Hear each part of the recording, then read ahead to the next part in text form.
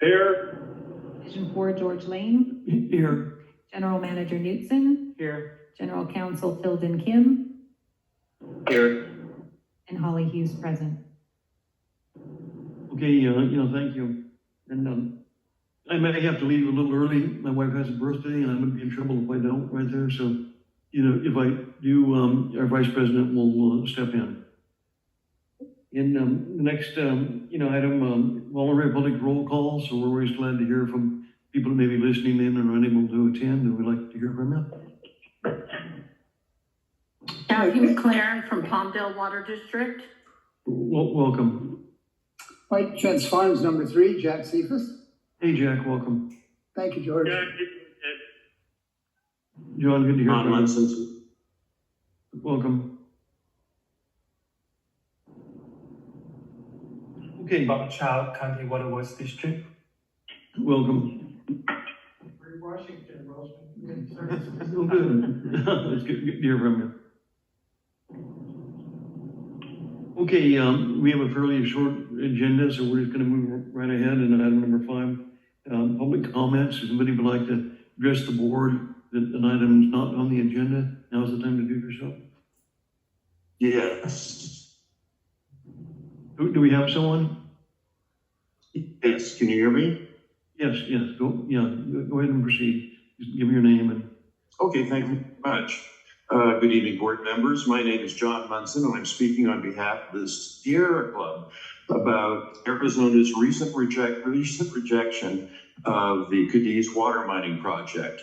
Arizona is in an historic water crisis. The Colorado River's allocations are plummeting and aquifers are stressed. Cities and the state are looking for new sources of water. Yet, 2 weeks ago, Arizona's Water Infrastructure Finance Authority, WIFA, made a striking decision.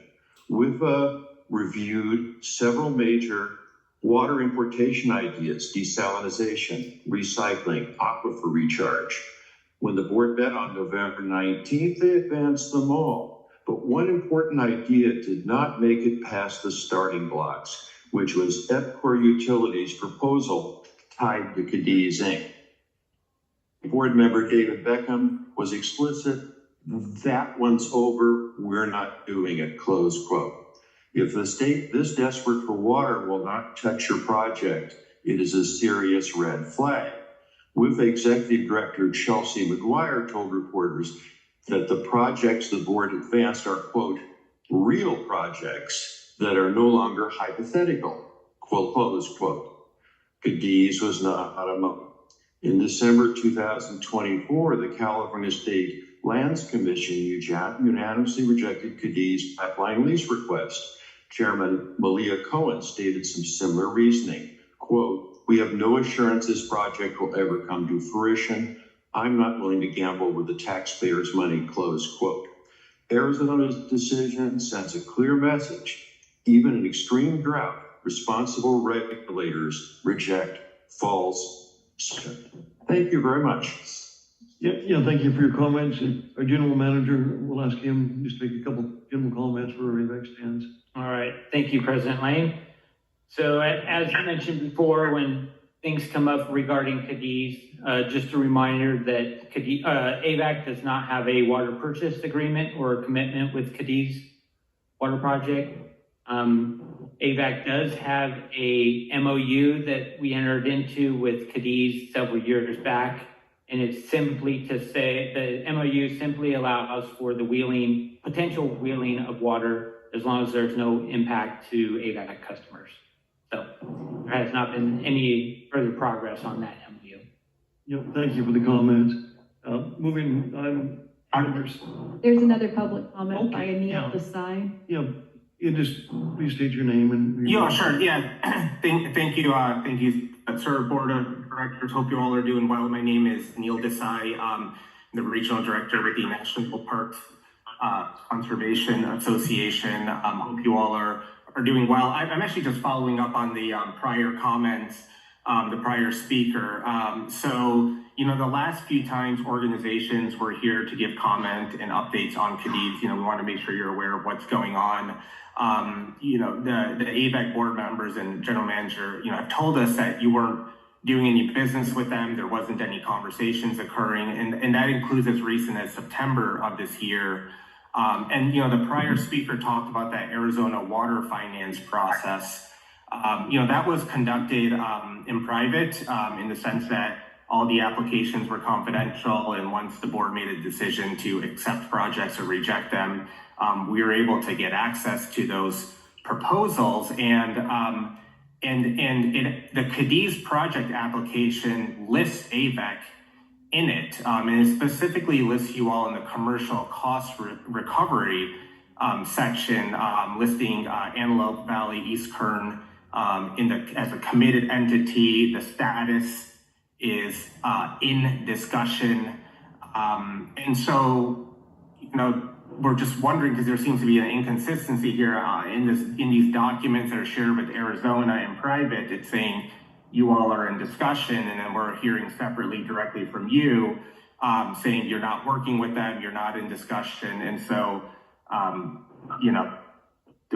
we have to bring this up with you all to get clarification. So would very much welcome that, and thank you. Yeah, Matt, would you want to get a comment on that? Yeah. Thank you, Neil. So again, we're happy to share the MOU that we have with Cadiz. Beyond the MOU, or what's stated in the MOU, AVEK has no commitment, has not been part of the discussions regarding their Arizona application. So whatever they've stated in their application, it's not with support from AVEK, because we have not had those discussions. Like I said, we're happy to share the MOU, and you can read what the MOU states. And the MOU is very generic. It's just amount we would, help transport it, and that's the extent of it. We have no intention of, buying the water at this time. I don't know if we do it all in the future. Okay, if there's any speakers, we're going to move forward with item number 6, adoption of agenda. So board order 6A1 would be in order. Mr. President, I'll move on 6A1. Director Miller, Mr. President, I'll second that motion. Director Ferris. There's no further discussion. Madam Secretary, we have a roll call. Audrey Miller, Yes. Robert Paris. Yes. Jay Tremblay, Yes. Keith Dias, Yes. Gary Van Dam, Yeah. George Lane. Yes, motion carried. Yeah, thank you. Moving on to item number, the consent, calendar, 7A, we just have one item on there, minutes of November 11th. And so if there's no further questions or comments on that, motion would be in order. I'll make a motion, Jay. Jay? Director Miller seconds. We have a motion and a second. There's no further questions, Madam Secretary? Audrey Miller, Yes. Robert Paris. Yes. Jay Tremblay, Yes. Keith Dias, Yes. Gary Van Dam, Yeah. George Lane. Yes, motion carried. Okay, moving right along. Well, item number 8, the Finance Committee, Director Jediah, customer relations. Okay, so that'll go to Gary Van Dam. He's the chairman of that committee. Yeah, we had our meeting on that, and go ahead, Matt, take that away. Okay. Thank you, Director Van Dam. So good evening, board. So on page 11 of your board packet, it's a letter that we received back in late October from the Antelope Valley College Foundation regarding AVEK's Director Justin G. Lane Memorial Scholarship. And it's that time of year again where we get to talk about how much we want to offer up for scholarships in the upcoming academic year. So we have Diane Knipple with the foundation here this evening, who's gracious enough to come in and meet with the board and answer any questions regarding the endowment and scholarship. But before we invite Diane up, we've got just a couple slides to give board some background. So if you recall, back in February of 2020, the board approved the initial contribution to the endowment. It was $25,000 at the time. The endowment enables AVEK to award scholarships each year to Antelope Valley College students on an annual basis in perpetuity. For the previous academic year, which covered 25-26, AVEK awarded a total of $3,000 in scholarships, and we offered three $1,000 scholarships last academic year. So based on what we got from the foundation, showed that we have $2,500 available to award in the upcoming academic year. So we have the option of just awarding the $2,500, or we could have the option of contributing additional funds to the scholarship like we did last year. I think last year we threw in an additional $1,500 to get to that $3,000. We have until December 19th to determine the amount of the commitment for the upcoming academic year, and the announcements will be made in mid-March of 2026. So we met with the committee. Committee talked it through, and the committee recommendation is to contribute $500 cash in addition to the $2,500 that is available, so that we can offer three $1,000 scholarships again this year. And then also there was a lot of discussion about maybe increasing the endowment principal. So in addition to the $500, offer another $1,000 or so towards the endowment principal. So that's a brief rundown of the history and the committee's recommendation. Maybe it'd be a good time to have Diane come up and talk a little bit more about the endowment. Gary and the committee, thank you. Appreciate the time. It's all about the students, right? So the good news is you established this in 2020. We have a very aggressive investment portfolio.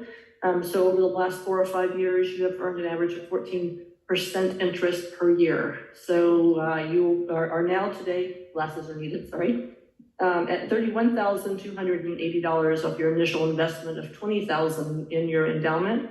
The other $5,000, Matt, was put in to immediately award scholarships for that particular 2021 year. The good news is we had a focus on, water science, students who were studying water science. And the first year we had a fabulous young woman meet all the requirements. However, the next 3 to 4 years, there were no water science students. So we worked with Matt and the team and said, maybe we expand the criteria a little bit to include engineering and see if there's something that we can do. So that is what now is allowing us to award $1,000 per year. So we get, 3 students per year after we change the requirement and criteria. So it's up to you to what you'd like to do. We surely would like to continue with growing. And if our investment strategy grows and if our market in the US grows, then we are going very well.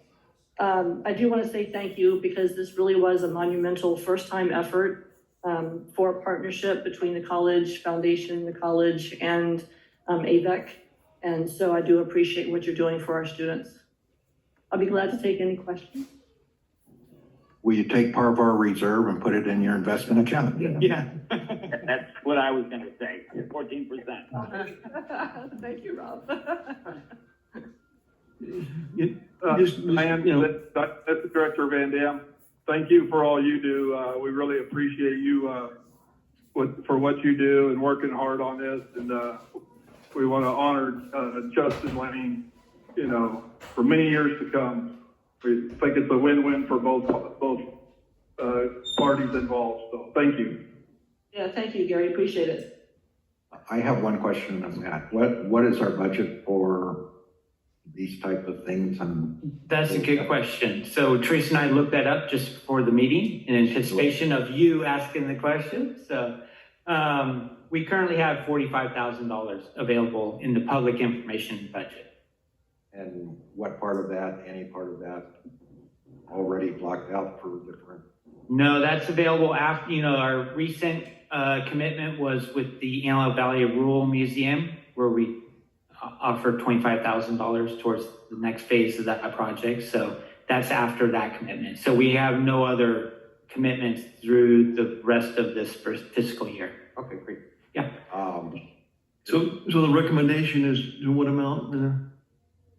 So the recommendation from the committee is to, in addition to the $2,500 being offered as recommended by the foundation, we would add $500 cash to that. So we could offer 3 $1,000 scholarships, and then another $1,000 towards the endowment principal. So then the thought is to keep each year, maybe grow the principal amount over time. So there's more money available in the future. If both of those items could, 8A1 would be. Yeah, it'd be appropriate. So I will move,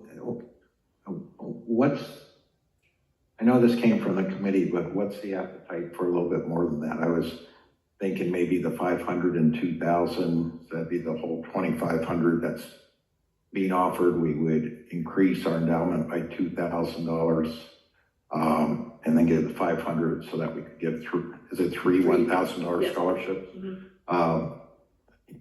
AV College is doing a great job. I was a graduate of AV College.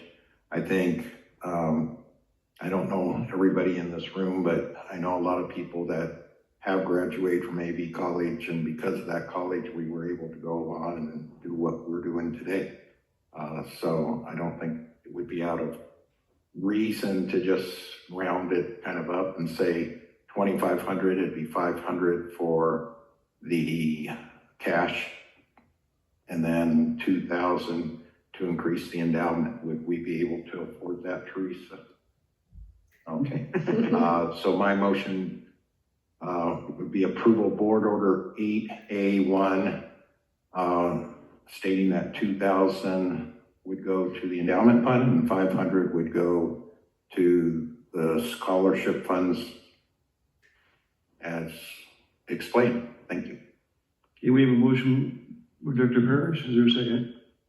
Director Miller will second. We have a Pleasure. motion and a second. Madam Secretary? So that's 5,000 total, right? No, I think 2,500 is coming from the endowment, so it's 2,500 coming from us this year, 2,000 going to the endowment fund, 500 going to the scholarship fund, so that we can award 3 $1,000 scholarships this year. Right. Thank you. Got it. Good. Okay, Audrey Miller, Yes. Robert Parrish, Yes. Jay Tremblay, Yes. Keith Dias, Yes. Gary Van Dam, Yes. George Lane. Yes, motion carried. Thank you. Thank for coming. Can I take one quick story Yes. about your son? Yes. So coming in 2020, he was kind of my co-partner in crime. And we had a little different board that you have today, and it was a little antagonistic, right? Not quite bad, but it was a hard sell, right, for our students. And Justin was the guy who stood up and said, this is the right thing to do. I remember him putting his fist down, saying the right thing to do. And so it was after the meeting. Thank you. Thank you. Appreciate the extra. Thank you, Diane. And Diane, thank you for everything you do. We really appreciate it. Thank you. Okay, moving right along. Good to hear something. Moving right along with the Finance Committee. Director Dias, turn it over to you. Yes, thank you, Mr. President. The Finance Committee met last Thursday, and one of the 2 items that we discussed and recommend for full board approval is Board Order 8B1, check register list for the period of November 13th through November 26th, 2025. And our General Manager Knudsen will review that now with the full board. All right, thank you, Director Dias. So beginning on page 14 is the check run for this period. And shout out to Justin Livesay. He did a good job filling in for me at the Finance Committee. Did a pretty good Matt interpretation. Yeah, he did. On page 1, we have item number 1, is our monthly variable payment to Department of Water Resources for just over $3 million. And this is for the month of September, where we moved about 4,500 acre feet through the State Water Project here to the Antelope Valley. Most of that water was banked at our banking facilities. Some of it was used directly at our treatment facilities. Nothing else jumps out on the first page. Well, maybe item number 11. That's a progress payment to DT Fiberglass. They're rehabbing the sodium hypochlorite tank number 1 here at the Quartz Hill Water Treatment Plant. That was approved by the board back in September, and that's for $23,700. If we go on to page 2, item 17 is the payment to Rosedale Rio Bravo Water Storage District. This is the payment regarding a water exchange agreement that goes back to 2019. In that agreement, we provided 16,000 acre feet at the time to Rosedale Rio Bravo. We got compensated for that volume of water. Under the agreement at the time, DWR required all transfers to be an exchange type agreement. So they had to return a portion of that water to AVEK. So this year they returned 5,300 acre feet to AVEK, and there was a payment mechanism associated with that. So this is our final payment associated with that. It's a little over $1.7 million. We will get reimbursed from Rosedale on the variable cost of moving that water up to the Rosedale service area. So I think there's 250,000 plus or minus that's coming back to the agency. And I think those were the highlights. It was a pretty light check run for this period. So on page 17, we did have one payment associated with the High Desert Water Bank program, and that is reimbursed by the Metropolitan Water District. And with that, I'd be happy to answer any questions. Okay, if there's no further comments or questions on that, we'll right ahead. Thank you. This is Keith. I will make a motion. We approve Board Order 8B1. Motion by Director Dias, Mr. President, this is Rob. I'll second that motion. second by Director Parrish. Again, if there's no further questions, comments, Madam Secretary? Audrey Miller, Yes. Robert Ferris, Yes. Jay Tremblay, Yes. Keith Dias, Yes. Gary Van Dam, Yes. George Lane. Yes, motion carried. Thank you. The next item we discussed was Board Order 8B2, consideration and possible action on refunding or repayment options on water revenue refunding bonds, Series 2016. And our manager, Knudsen, will introduce this item to the full board. All right. Thank you again, Director Dias. So as Director Dias stated, this is continued discussion of a decision that we should make as a board and as an agency to on some different options regarding our 2016 series water revenue bonds. So Teresa and I are going to tag team this. We'll start off with a few slides to give a little background for everybody's history. So if you recall, back in 2016, we issued water revenue refunding bonds. And the total issue was a little over $71 million. The net interest on that bond is about 3.186% after all costs and credits. The term at the time was 20-year term, so it matures in 2037. We pay interest twice a year in June and December, and then we pay principal once a year in June. There is an optional payoff or call of the bonds, and that takes place in June of 2026. So between now and June of next year, we can make the decision whether we pay them off or refund them again for better terms. So back at the time, the bonds were used to refund the 2018 fixed rate bonds, and the proceeds from that were used for various water banking projects, large infrastructure projects, and a lion's share of it was for the disinfection byproduct control upgrade at the 4 water treatment plants. So this is a debt service schedule on those bonds. You can see June of 2026 that's highlighted there. That's when we can pay them off. At that time, we'll owe $33,550,000 in principal. You can see that on the far right, second row down. And then you can see it matures in 2037, so you can see the schedule of annual principal payments as well as annual interest payments. So from June 2026 through maturity of June 2037, if we continued on this current path, we would have paid over or just under $11 million in just interest over that period. So that's why we're looking at different options of either using cash reserves to pay these off in full or refund them and get better terms for the remaining 10 years. I think Teresa's going to cover this slide. Okay, thanks, Matt.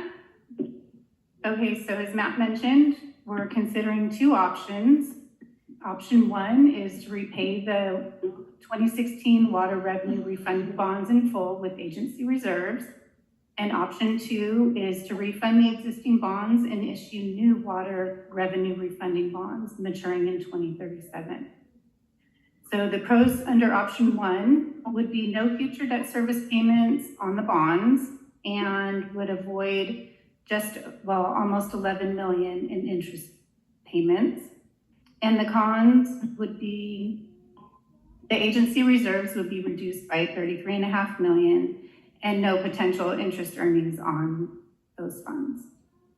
And so under option 2, the pros would be projected debt service savings of approximately 4.8 million. And that was provided by Wells Fargo's analysis when Michael Engelbrecht presented. And another pro would be being able to hold on to that cash and earn interest.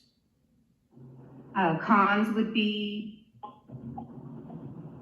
we'll have the outstanding debt through 2037 without the ability to pay it off early.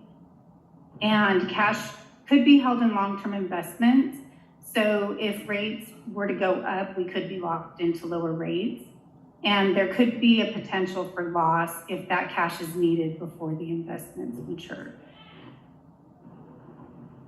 Okay, so talking about investing the cash. So keep in mind that these amounts and rates are based on current market conditions and we'll continue to review those. So based on Michael's analysis or Wells Fargo's analysis, we would need to earn at least 2.685% to break even on the interest paid on the new refunding bonds and interest earned on the cash held and invested. So we looked at a potential investment portfolio to ensure that investment earnings are above that 2.685%, and that was provided by PFM. So based on a preliminary potential portfolio of US Treasuries, the earnings are approximately 4% with maturities out to 2037. And just to note, since our policy only allows for maturities out to 5 years, any investments with maturities longer than 5 years would need board approval 3 months before those investments are purchased. Okay, so this is a look at the potential preliminary investment portfolio that was provided by PFM. So on the left, it shows the maturities of US Treasuries through 2037. The total proceeds that would come back to AVEK would be 36 million once those investments matured. So the total would be 36 million in proceeds. And the cost to purchase those investments, and this is as of the 1st of December, would be 27.5 million. So that's the earnings of about 4%. It's just over 4%.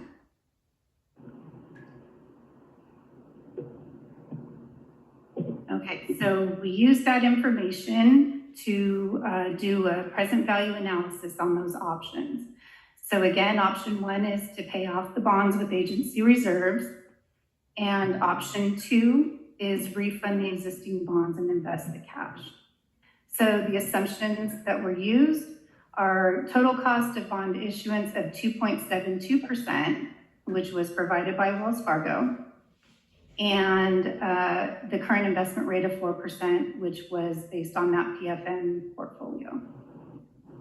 So given the current market conditions for option 1, the present value of the benefit to the agency to pay the bonds off and avoid future debt service payments is almost $38 million.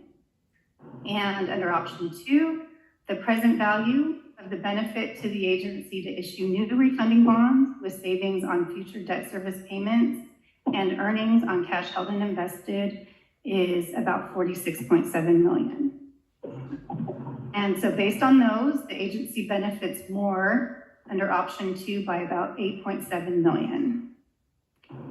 And so that amount assumes that the earnings on the cash invested are used for agency expenses.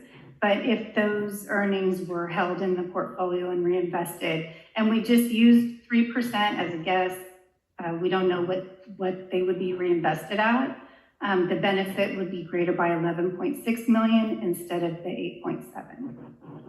So. Could you go back to the investment chart where you, yes. Sure.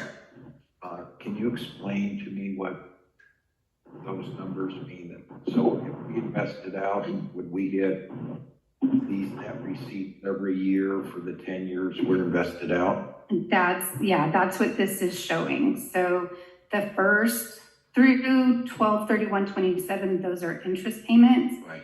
Then the rest are when they start maturing, and that's the earnings on those. So that's how the cash would come back as they mature. Okay. Yeah.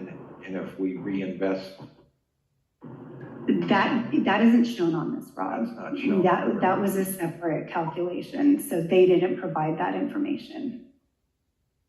and what are we, so if we invest out in treasury, are we going to be earning enough interest to be paying the bonds off, right? And still more that up to that 8 million and maybe 11 million if we reinvest our interest from those bonds. Exactly.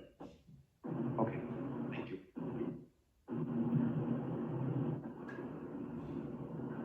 Anything to add to this slide, Teresa, or you were done with it? Yeah, I think I was done. So the next steps, next steps is if we choose option 1, that's pretty cut and dry, right? We're just simply paying off bonds come June next year. But if we choose option 2, these are kind of the next steps. Immediately or very soon, we probably should start the process of obtaining a credit rating from Standard & Poor's. And as Michael Engelbrecht presented, the cost of that is $31,600. And we can do that, and still, that just is what we need to start doing so that in about 2 months we can make our final decision. Is that? Yeah, 2 or 3 months. You know, if we start that process now, it probably would be March, April before we'd have to make a decision. Okay. And is there? And these are these are the things that we would have to go through after the credit. The first thing we do the credit rating, then in 2 months, 3 months, nearer to 2 months, we start looking at what the actual treasury bill rates are. Exactly. And then we can make our final decision if we want to go forward. Yep. And as Michael presented before, any work that his team has tied up into this, that's on them. You know, They do that under their risk. So no cost to the agency. Is that correct, Teresa? Yeah. And by then we can have a more refinement on what we're investing, what the interest rates are, and what actually we would be able to get in return. Yeah. Okay. I like those comments, Ron. Yeah. Because right now, it makes sense, it looks good, but if that 4% was changed to 3%, and our long-term investment was to be lower, and that did happen. Yeah. I've seen it happen before, we went into, you think it was gonna be one scenario, and it completely changed. Yeah. But anyway, it buys us some time to see what it, Yeah, to get closer, so that's good comment. are you good with going forward with the three? Yeah. Okay. Then I would move approval of board order 8B2 to give direction to staff to move forward with our credit rating. Then obviously keep refining this, bring it back to us once we see the credit rating, or will we know the credit rating by then? Yeah, they'll issue a credit rating because that's gonna determine the pricing. Yeah, so bring it back to us, say, 30 days before we have to make a final decision to refine everything and see what the treasurers are paying, what our credit rating is, and maybe have our gentleman back to talk to us about where he thinks things are at that point. Yeah.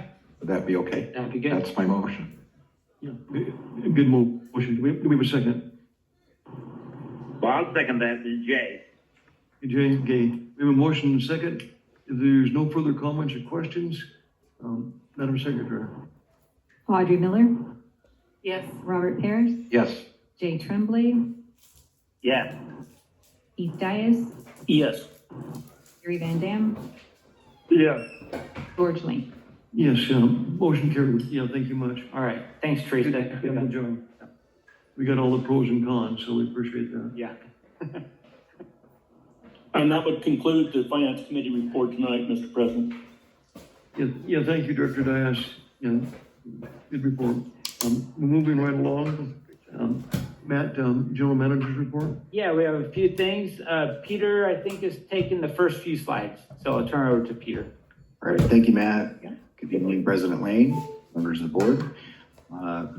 After a strong start in October to the water year, where we were above average in the two watersheds that make the most difference to us, we had a rip-roaring November, and then the faucet just shut off in December. So we have goose eggs for December on both the San Joaquin and the Northern Sierra.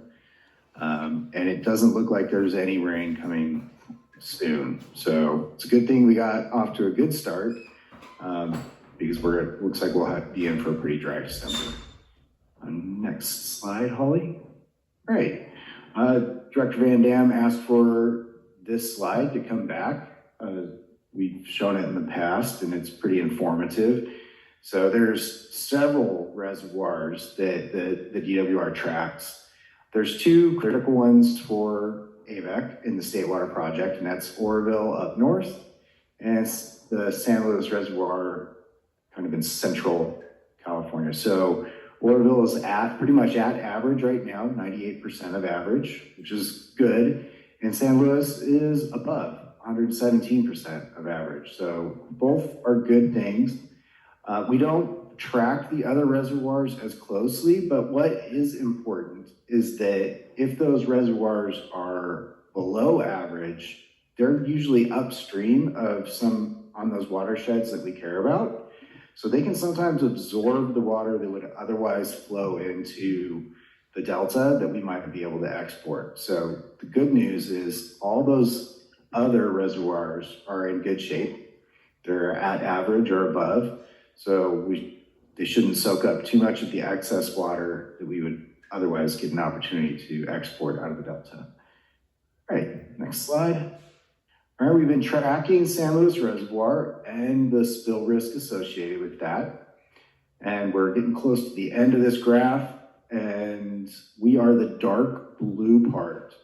And that red dotted line midway up is the state water contractor's share of San Luis Reservoir. You can see that the dark blue was approaching the top of that red line, but we've plateaued. And that plateau is due to pretty much the faucet shutting off in December, not getting any rain locally or in the watersheds. So spill risk has declined, especially when we look at the forecast that's coming up. And that'll be on the next slide. All right, so this is our nifty atmospheric river forecast. That yellow bar indicates where we really want the water to hit in order for it to make a big difference in Oroville and San Luis, San Joaquin River. And you can see that it's, for the most part right now, projected to dodge those watersheds. That could change, but the best guess is right now is we have a pretty dry next 2 weeks. So through Christmas. So I guess the upside is we can relax a little bit about San Luis. We can keep our 25,000 acre feet holding tight in the reservoir and see what comes to us in January. And that closes out my slides, but I'm happy to answer any questions you might have. All right, thanks, Pete. Yeah, thank you. Thank you, Pete, for doing that. Oh, yeah, thank you. A couple other slides, top left, as you recall, we finished 2025 with a 50% allocation of the State Water Project. And if you all saw my email from about a week ago, DWR issued their December initial allocation for 2026, and it's at 10%. So it's pretty good news because last, I don't know, handful of years, the December allocation has been at 5%. So off to a pretty good start for this being this early. Down at the bottom left shows our 2025 total supplies of carryover, table A, non-state water project, and return obligations to AVEK. So we received a total of 105,000 acre feet in 2025. And on the bottom right shows the table of how we used that 105,000 acre feet. So we used about 27,000 directly through our treatment facilities. We met some return obligations from prior years, about 5,500. We recharged 48,000 acre feet in our various recharge facilities. And Peter mentioned the 25,000 that we're holding for next year. So going into 2026, even with a 10% allocation in our 25,000 acre feet in San Luis, we're probably pretty close to meeting all our demands if it held at 10%. So good shape there. This shows our total imported water storage and groundwater supplies. So the bottom line on the bottom left is we have, at the end of this year, we're gonna have about 150,000 acre feet of stored imported water for various banking facilities. So that's, like over 4 years worth of demand for our total service area. So we're in pretty good shape there. And then you'd add bottom left or bottom right, we have about 27,000 acre feet of groundwater rights. So that's accumulation of imported water return flows, carryover of unused production rights, etc. So we're in really good shape from a water supply standpoint. And we got a few awards from Aqua JPIA last couple of weeks. So, we have kind of 3 programs through them. We have our liability program, our property program, and our workers' comp. So we made the President's Special Recognition Award for all 3 of those programs because of low claims and low losses for the agency. Congratulations. Yeah, thank you. That's takes the full staff to do that. Everybody's safe and doing what they need to do. So I think, I haven't heard if we're getting a refund this year. Did you hear that, Teresa? No. Sometimes we get a refund of the premium. So, and upcoming events, there's a special Water Master Advisory Committee meeting tomorrow. If you're calling in, it's at 9 a.m. versus 10 a.m. So take note of that. If you want to go in person, it is going to be at Quartzsale Water District. There's a Antelope Valley State Water Contractors meeting on Thursday at 6 p.m. And our reps for that are Directors Dias and Van Dam. And Van Dam, we did touch base with Kathy. She is going to cover the meeting on Thursday. Okay, thank you. And then there is a special AVEK meeting a week from tonight at 5:30 p.m. And the focus there is going to be going through our annual audit, as well as reviewing the Water Master meeting agenda. There's a conference coming up in Las Vegas, and I believe we have Director Tremblay is scheduled to attend that. And there is a special Water Master meeting on Wednesday, the 17th at 10 a.m. And we'll go through that agenda a week from tonight. And I believe that's all I have to report, unless you have any questions. Thank you Yeah, much for that. Director Van Dam, what was that advisory meeting at 9 o'clock? Did I hear that right? That's correct, Gary. Yeah, tomorrow at 9 a.m. You got it. Thank you. You're welcome. Okay, moving right along, director's reports. Attorney reports. Yes, Mr. President, so this is Tilden Kim. I have nothing to report, but an announcement that, as most of you probably know, December 31st is my last day with Richards, Watson, and Gershon, and so will be my last day in my role as second in command and general counsel with AVEK. So Jim Markman will be covering the special meeting on the 16th. So this is my last board meeting. So I just wanted to announce my retirement, and as well as give my gratitude for the honor and privilege to serve the board, as well as work with the AVEK staff over the years. So thank you very much. Thank you much for your years of service and your retirement. It's really good. And Tilden, this is Rob. I just want to thank you very much. You've done an outstanding job for us. We're going to miss you a lot. And congratulations on a well-deserved retirement. Thank you very much. Well, it's a very unique situation where I've been with the same law firm, Richard, Watson, and Gershon, for 36 years. And but no one can call me a quitter, even though people are telling me, you shouldn't quit. But, there's a time. Yeah. My wife and daughter want to move to Korea, and, so I wouldn't mind a change of pace. Very well. Thank you much. Thank you, Tilden. We appreciate everything. Great. Thank you, Tilden. Thank you. Okay, number 12, request for future agenda items. Okay, moving on, closed session. There's no need for closed session. Yes, there is. Okay, It should be fairly quick. okay. We have a motion to go into closed session. I move we go into closed session, this Rob. Second.